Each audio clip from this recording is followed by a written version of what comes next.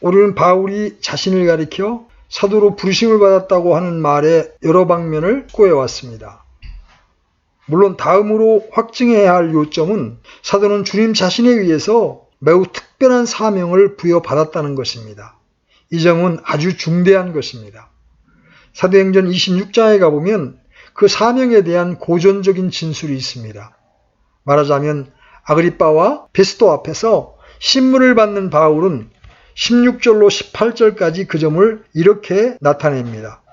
우리가 여기 로마서에서 바울이 자신에 관해서 말하는 것을 이해하려고 할 때 그 구절들은 가장 중요한 대목입니다. 그는 부활하신 주님께서 자기에게 이렇게 말씀하셨다고 말합니다. 오직 너는 일어나 내 발로 서라. 내가 내게 나타난 것은 이 목적을 성취하기 위함이니 곧 내가 본 이 일들과 또 앞으로 내가 내게 나타낼 그 일들에 대하여 너를 사역자와 증인으로 삼기 위함이라. 내가 너를 백성과 이방인들에게서 건져내어 이제 그들에게로 보내는 것은 그들의 눈을 열어주어 그들을 어둠에서 빛으로 사탄의 권세에서 하나님께로 돌아오게 하려 함이요. 또 그들이 죄들의 용서를 받고 내 안에 있는 믿음으로 거룩히 구별된 자들 가운데에서 상속 유업을 받게 하려 함이라 하더이다. 부활하신 주님께서는 그에게 나타나셨을 뿐만 아니라 그에게 사명을 맡겨 자기에 관한 진리를 전파할 위대한 목적을 위해서 특별하게 부르심을 받아 구별된 한 사람으로 또한 명백히 권위 있는 방식으로 그 일을 해낼 사도로 파송하시기 위해서 그렇게 하셨음을 특별히 알려주십니다. 그러나 흥미있는 다른 요점이 있습니다. 우리가 그 점을 쉽게 놓치기도 하고 주의 깊게 눈여겨보지 않을 수 있는 것입니다. 다시 한번 말씀드리지만 어느 서신이라도 이러한 예비적인 진술들이나 이 위대한 사람이 그저 지나가는 투로 말한 것처럼 보이는 어느 사항이든지 얼른 뛰어넘어 가버릴 수 없다는 것입니다. 왜냐하면 그는 여기서 자기가 이러한 방식으로 주님을 배웠고 사도로 부르심을 받아 사명을 받았을 뿐 아니라 주님 자신으로부터 진리를 배웠다고 말하기 때문입니다. 이 점은 바울 사도의 또 다른 표지였음을 기억하십시오. 이제 바울은 그 점에 대해서 큰 관심을 기울이고 있습니다.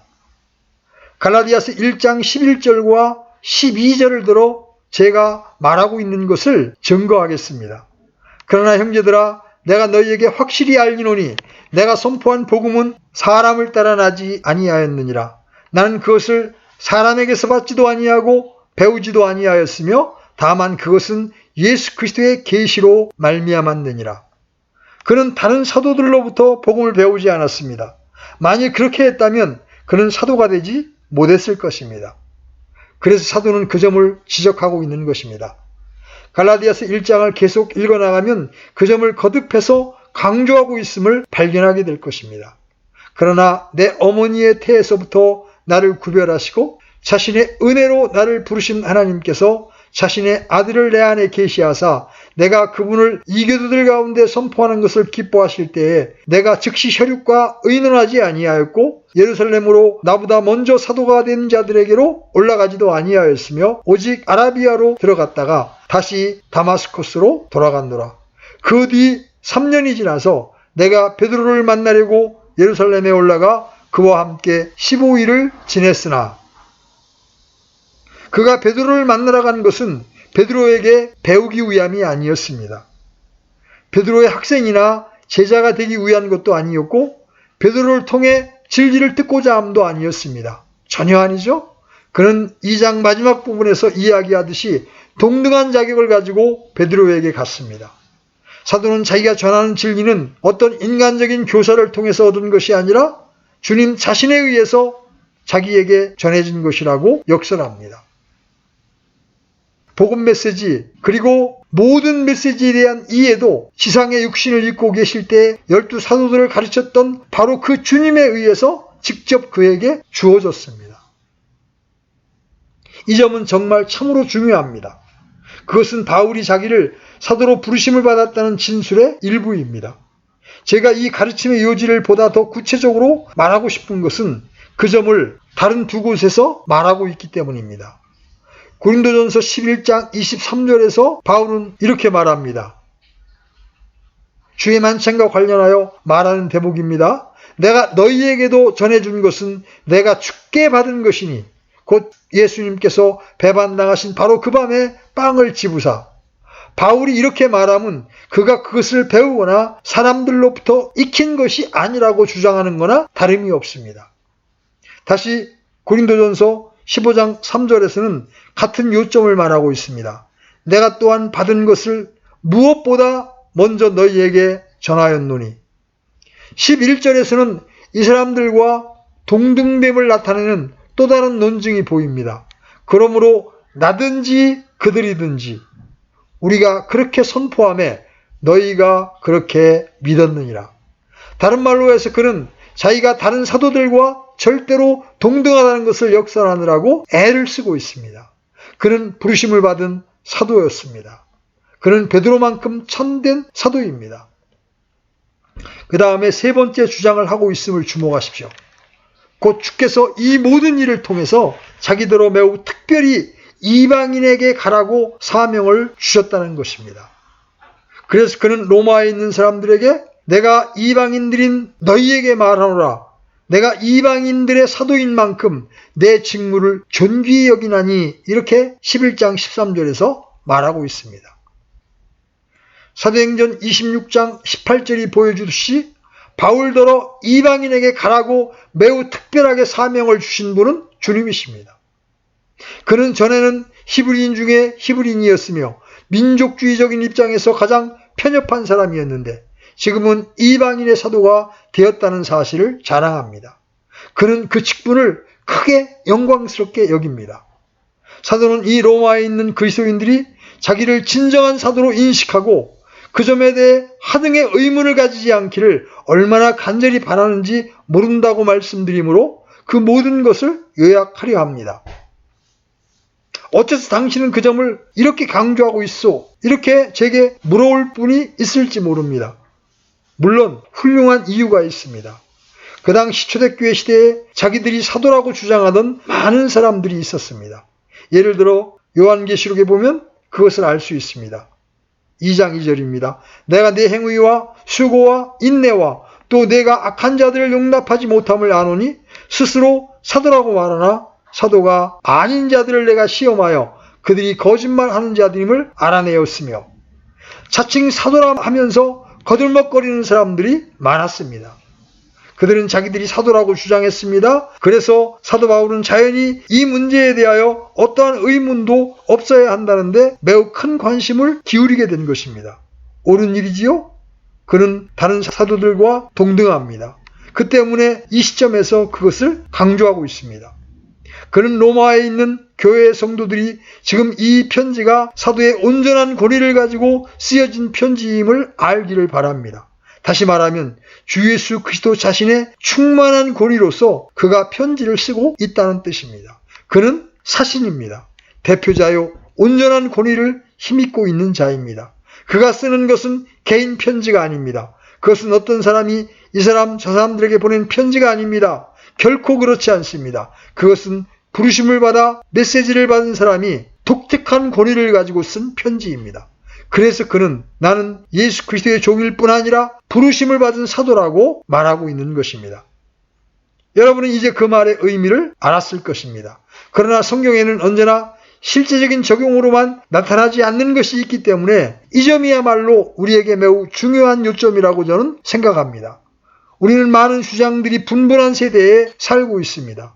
원하든 원치 않든 간에 우리는 존재하는 모든 류의 교리의 풍조에 관계될 수 있는 세대에 살고 있습니다. 그러므로 이 문제에 대해서 어떤 분명한 개념을 가지는 것이 합당합니다. 그러므로 이 사도라는 말의 의미에 대하여 알아본 것으로부터 어떤 추론을 끌어낼 수 있습니다. 첫 번째 추론은 사도적 계승 같은 것은 전혀 없다는 점입니다. 대본에 그 말의 타당성이 드러나 보입니다. 알다시피 로마 가톨릭 교회는 교황이 그리스도의 대리자라고 주장할 뿐 아니라 사도적 계승성도 주장합니다. 그러나 그것은 로마 가톨릭 교회만 국한되지 않습니다. 꽤 영적이라고 자부하는 모임에서 나온 분파들이 그런 주장을 합니다. 예컨대 대만 24집회소 같은 곳 말이죠. 그들 역시 이 사도적 계승성을 들고 나옵니다. 감독이 있어야 한다고 주장하는 사람들의 큰 논중 중에 하나가 바로 그것입니다. 제 말을 오해하지 마십시오. 감독들을 두고 있으면서 사도적 계승성에 대해서는 인정하지 아니하는 교회들도 있습니다. 그러나 가톨릭 교회나 일부 급진주의적인 교회 사람들은 다 한결같이 교회의 복락뿐 아니라 교회의 존재 자체를 위해서도 감독은 교회의 매우 중요한 진수라고 말하면서 감독 없이는 교회도 없다고 주장합니다. 여러분도 알다시피 17세기에 있어서 이 문제는 대단히 큰 문제였습니다. 그리고 이 21세기에 있어서도 이 문제는 좋게 큰 문제가 될 수 있다고 생각합니다. 그 문제는 성경 계시의 완전성이라는 주제에 도전하는 대단히 위험한 사상입니다. 이러한 이슈들이 오늘날도 암암리에 유튜브를 타고 등장하고 있습니다. 주장인즉 이 감독들은 사도들의 대를 잇는 사람들이라는 것입니다. 사도를 계승한다는 것이죠.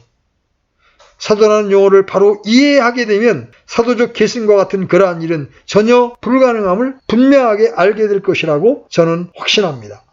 사도의 표지 가운데 핵심적인 것은 주 예수 그리스도의 부활하심을 목격했다고 증거할 수 있는 것입니다. 그런데 오늘날 현재 살아있는 사람 가운데 누가 그런 사도가 될 수 있겠습니까? 도저히 생각도 할 수 없는 일입니다. 물론 사도적 계승성을 주장하는 사람들은 성경에 기초하려고 전혀 노력하지 않고 유전에만 의존하려 한다는 사실을 우리는 잘 알고 있습니다. 실로 우리가 성경적인 입장을 취하기만 하면 그러한 일은 도저히 있을 수 없는 일입니다. 그뿐만이 아닙니다. 사도 바울 자신이 에베소서에서 기독교회는 사도들과 대언자들의 기초 위에 세워진다라고 말합니다. 기초를 계속 세우는 일은 있을 수 없습니다.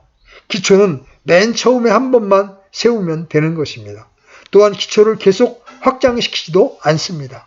기초 위에 세워진 벽을 기초의 확장이라고 말할 수는 없습니다.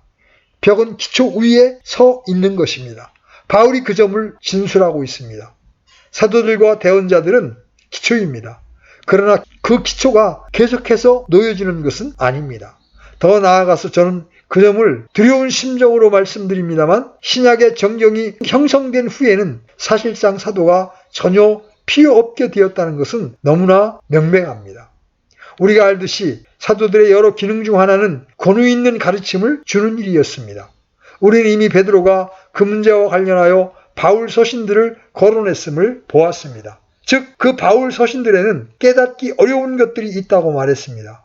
또한 사람들이 다른 성경 기록들과 같이 그것들도 왜곡하다가 스스로 파멸에 이르느니라고 말했습니다. 사도들은 권위 있게 말했습니다. 그들이 또한 무오한 방식으로 말했다는 것을 저는 서슴없이 말씀드립니다. 그들은 능력과 메시지를 받아서 자기들이 보내신 부활하신 주님의 대표자들로서 그것을 말한 것입니다. 그들은 하나님께로부터 온 사람들로 말하고 있었습니다. 구약의 대언자들이 행한 것과 똑같이 분명하고 영감된 방식으로 말하고 있었습니다. 그러니 신약 성경, 즉 신약 정경이 완성된 후에는 권위 있는 가르침을 그 성경에서 가진 셈입니다. 물론 그 후에는 사도가 더 필요치 않다는 필연적인 귀결에 도달합니다. 어떤 시각에서 보더라도 바로 거기서 하나님의 지혜가 역사하고 있음을 주목하게 됩니다. 정경이 활용되기까지는 사도들과 그들과 직접 함께 있으며 훈련을 받은 사람들이 필요했습니다. 그러나 일단 권위 있는 정경이 완성된 후에는 사도들이 더 이상 필요치 않게 되었습니다. 이 모든 것을 증거하는 또 다른 매우 흥미있는 증거가 있습니다. 그 증거는 좋게 우리의 주목을 끌 것입니다. 사도 바울은 자기의 서신의 서두에서 얼마나 조심스럽게 말하는지요. 고린도전서에서는 하나님의 뜻으로 말미암아 예수 그리스도의 사도로 부르심을 받은 바울과 우리 형제 소스데네는 이렇게 말합니다. 여러분도 알다시피 소스데네는 한 형제입니다. 누군들 이러한 것들이 그처럼 중요하다고 생각했겠습니까?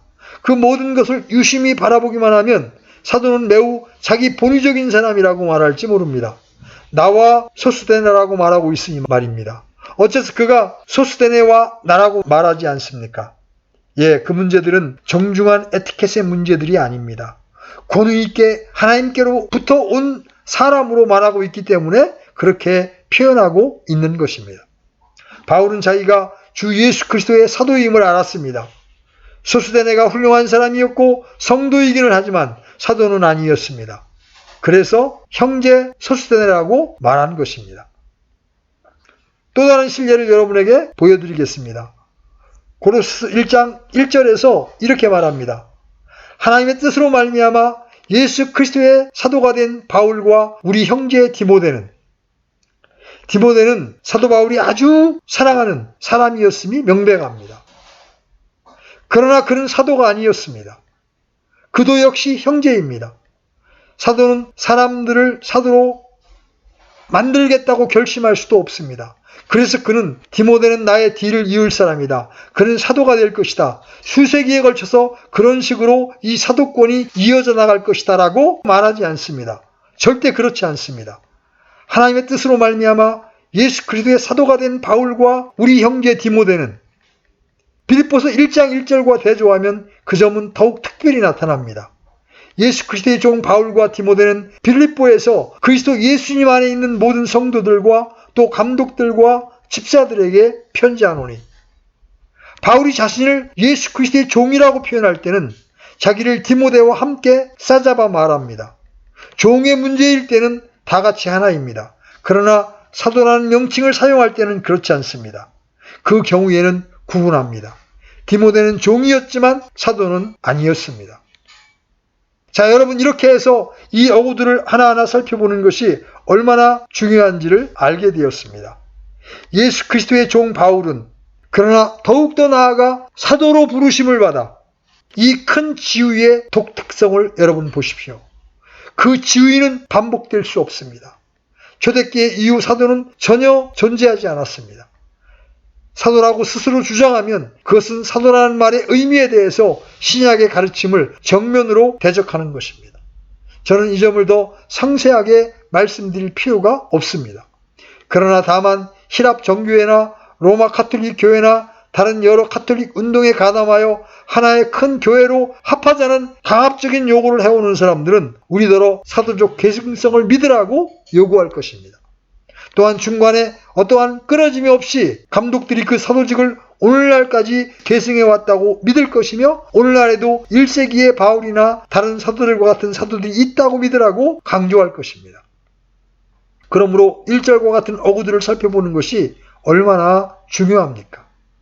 내가 그리스도의 복음을 부끄러워하지 아니하노니 라고 말하는 16절과 같은 애호하는 구절로 달려가기 위해서 1절과 같은 어구들을 가볍게 뛰어넘어버리지 말아야 합니다.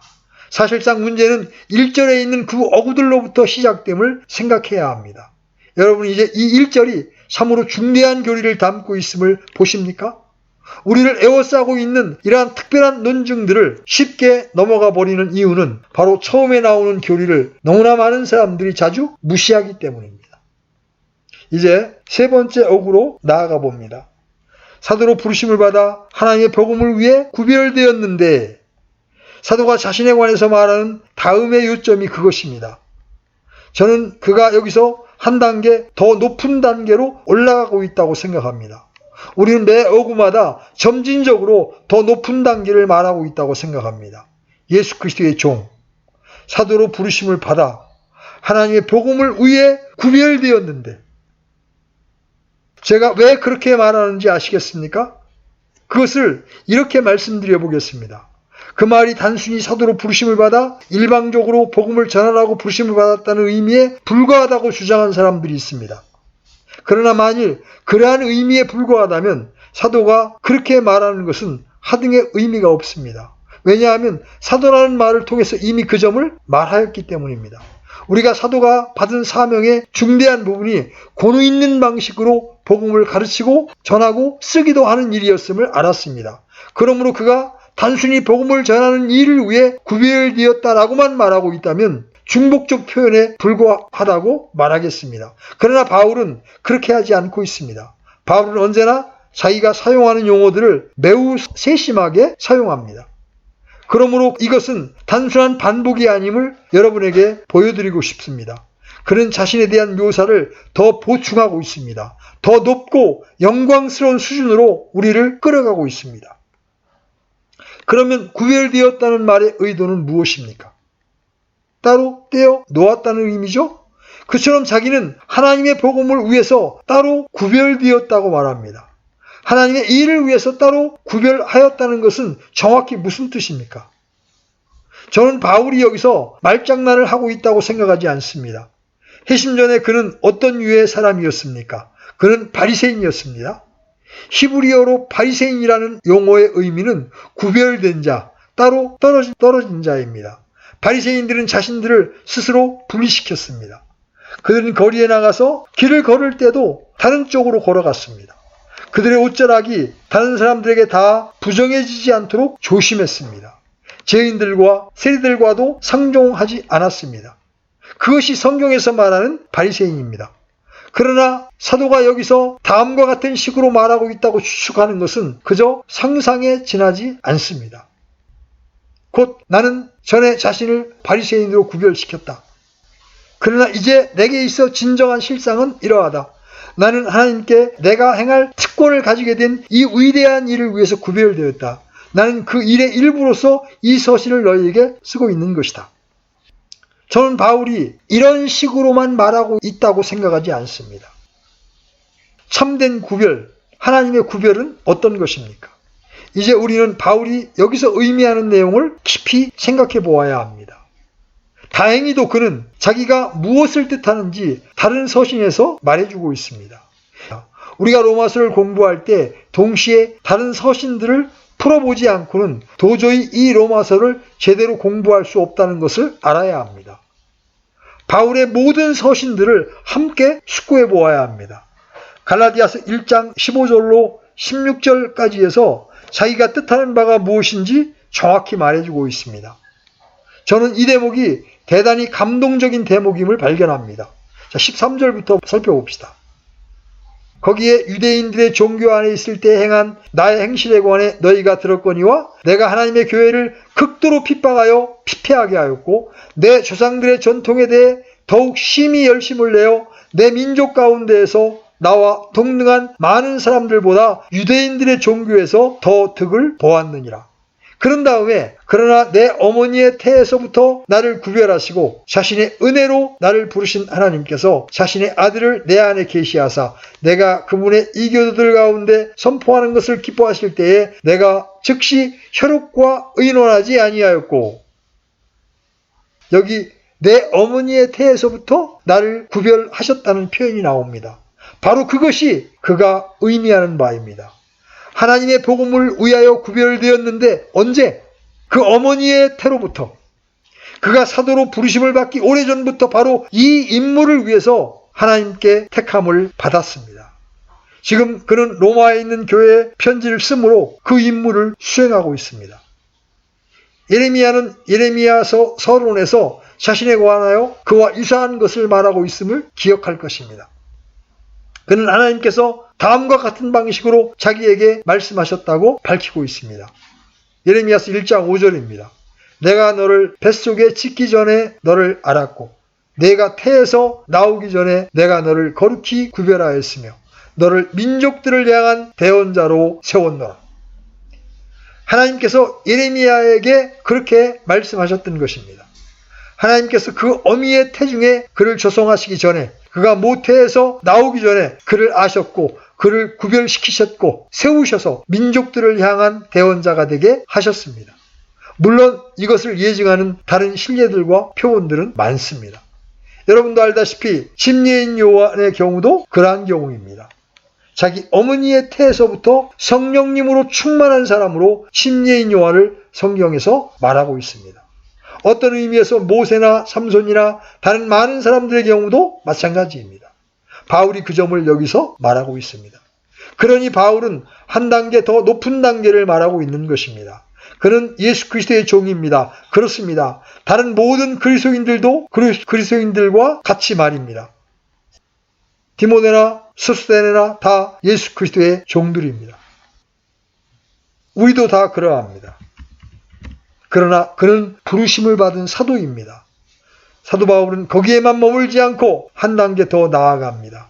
너희가 내 권위의 넓이를 진정으로 알고 싶다면 나는 지금 내가 하고 있는 이 일을 위해서 모태로부터 구별되었다. 바울은 사도로 부르심을 받았을 뿐 아니라 낳기 전에 복음 전도자로 하나님의 미리 정하심을 받은 사람입니다. 우리는 이 위대한 서신에서 이 문제를 여러 번 만나게 될 것입니다. 그러므로 처음부터 그것에 대해서 무엇인가 아는 것이 중요합니다. 사도는 언제나 이러한 일들에 대해서 말하고 있습니다. 이 구별됨과 이 하나님의 행동에 대해서 자주 말합니다. 9장에서도 말하고 있습니다. 바울은 모태에 있을 때 그가 태어나기도 전에 그는 하나님의 복음을 위하여 구별되었습니다. 이제 우리는 여기서 하나님의 주권에 대한 위대하고 영광스럽고 힘있는 교리를 대면하게 됩니다. 바울의 소명은 한참 생각하다가 된 일이 아니었습니다. 우연한 사건들과 환경들이 그것을 발생시키지도 않았습니다. 그것은 하나님의 영원한 목적과 미리 하심과 경륜의 중요한 부분이었습니다. 사도가 바로 그 점을 말하고 있습니다. 여러분들이 원하는 대로 사도 바울과 다투어 보십시오. 그러나 그렇게 하면 부활하신 주님의 권위를 가지고 말하는 사람과 다투는 격이 될 것입니다. 부르심을 받은 사도입니다. 그러므로 조심해야 합니다. 그는 자기가 이 복음을 위해 모태로부터 구별되었다고 말합니다. 여러분은 이 위대한 용어를 대하게 될 것이라고 말씀드립니다. 그것은 하나님의 의 중에 한 계획과 목적이 있음을 가르쳐 줍니다.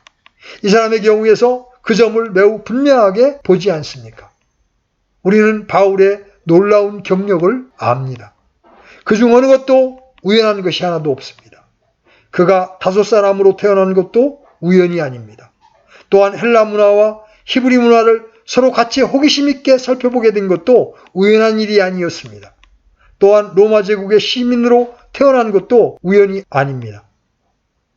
이러한 것들 중 어떤 것도 우연한 일은 없습니다. 그 모든 것이 영원전에 세우신 하나님의 위대한 계획의 일부입니다. 곧 바울이 태어나기 전만이 아니라 세상이 만들어지기 전에 하나님의 위대한 계획 속에 들어 있었던 것입니다.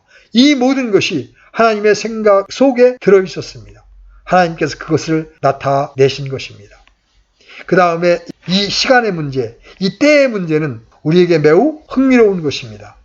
아마 여러분은 이렇게 말할지 모릅니다. 좋습니다. 바울을 이방인에게 복음을 전하는 위대한 전도자로 만드는 것이 하나님의 목적이었다면 어째서 대번에 그 일을 하시지 않았습니까? 그러나 그것은 어리석은 질문입니다. 하나님이 행하시는 때는 성경에서 가장 매혹적인 일 가운데 하나입니다. 성경을 읽다 보면 때로 이러한 의문에 봉착하게 될 것입니다. 여기에는 계획성이 전혀 없어. 모든 것이 그저 아무렇게나 일어나고 모든 일이 이런저런 모양으로 중구난방으로 일어나고 있지 않은가. 누구든지 자기가 하고 싶은 대로 하는 것이 허락되어 있다. 그러나 더 계속 성경을 읽어나가 보면 때가 참해. 바로 그 순간에 하나님께서 행동하시고 자신의 방식대로 행하심을 발견하게 될 것입니다. 여러분은 바울이 스데반이 돌을 맞아 죽을 그 순간에 그 옆에 서서 지켜보며 그 발 앞에 자기 옷을 벗어 던질 때 회심할 만도 하지 않았는가 하는 생각을 가졌을 것입니다. 그러나 그때 그런 일이 일어나지 않았습니다. 하나님께서는 바울이 하나님을 못 오가도록 내버려 두셨습니다. 하나님께서는 그를 살기등등하게 행하도록 내버려 두셨으며 주 예수 그리스도의 예언과 의배되는 다른 많은 일도 하도록 내버려 두었습니다. 어째서 그렇습니까? 전 알지 못합니다. 이것은 하나님께만 알려진 일입니다. 다만 한 가지 대답을 생각해낼 수 있습니다. 그것은 사도 바울이 스스로 그리스도인이 되기로 결심한 것이 아니라 다마스커스로 가는 도상에 있을 때에 사로잡힌 바 되도록 하셨다는 하나님의 경륜을 의심의 여지 없이 완전하게 보여주는 하나님의 방식일 수도 있습니다. 하나님께서는 포악하고 살기등등하게 자기의 길을 행하고 있는 바울에게 나타나셔서 그를 붙잡으십니다. 그 시점은 매우 흥미롭습니다. 많은 일들이 사람들이 얘기하는 것과 정반대로 보이는 시간에 일어납니다. 그러나 끝은 언제나 확실합니다. 로마서 9장, 10장, 11장에서 바울이 그것을 논증합니다. 바울은 실수하지 말 것을 당부합니다. 대다수의 유대인들이 현재 예수 그리스도를 받기를 거부한다고 해서 하나님의 목적이 무산되어 버렸다고 생각하지 말라. 이스라엘이 버려졌다고 생각하지 말라. 절대로 그렇지 않다. 나는 너희에게 하나님의 위대한 계획을 말해주겠다. 바울은 그들을 데리고 이 위대한 역사의 끝으로 나아가 하나님의 목적이 이루어질 것임을 보여줍니다. 9장, 10장, 11장에 그 모든 것이 들어있습니다. 그러나 여기 1장 1절에도 그 모든 것이 함축되어 있습니다. 하나님의 복음을 위하여 구별되었다. 그는 태어나기 전 모태로부터 특정함을 입었습니다. 하나님께서 바로 이 복음의 일을 위해서 그를 구별시킨 것은 바로 그 모태여서였습니다. 모든 것이 모순되어 보이고 반대되어 보이는데도 불구하고 그 목적은 여지없이 이루어집니다. 하나님께서는 바울이 태어나기 전에 이 특별한 사역을 위해서 바울을 구별시키셨던 것입니다. 그렇다고 해서 그것이 우리 모든 사람들에게 필연적으로 해당된다는 것은 물론 아닙니다. 그러나 전능하시고 영원하신 하나님께서 여러분을 개인적으로 아셨다는 것, 그것이야말로 참으로 놀라운 일입니다. 하나님께서 그처럼 위대하시고 높으시고 영존하시고 영원하신데도 불구하고 그분은 우리를 하나하나 아십니다. 그것은 큰 신비가 아닐 수 없습니다. 그것은 우리의 이해를 초월합니다. 놀랍고 기이한 일입니다.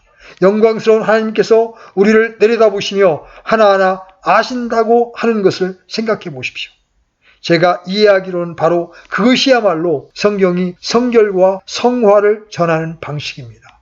이 모든 것을 비추어 볼 때 하나님의 눈이 우리를 향하고 있으며 하나님께서 친밀한 방식으로 우리를 아시고 특별한 방식으로 우리에게 관심을 기울이고 있다는 사실을 인식하기만 하면 어쨌든 그것은 나로 하여금 사도 베드로의 말을 사용하도록 효력을 발생합니다.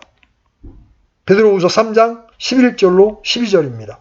그런즉 이 모든 것이 해체될진대 너희가 어떤 사람이 되어야 마땅하겠느냐. 모든 거룩한 행실 속에서 하나님을 따르는 가운데 하나님의 날이 오는 것을 기다리고 서두르라. 오늘 이렇게 해서 사도 바울이 사도로 부르심을 받았을 뿐만 아니라 어떻게 하나님의 복음을 위하여 특별히 구별되었는지를 살펴보았습니다. 바울의 이러한 특특한 위치를 우리가 기억하고 바울이 말하는 바 복음과 복음에 의한 삶을 우리가 살펴나가도록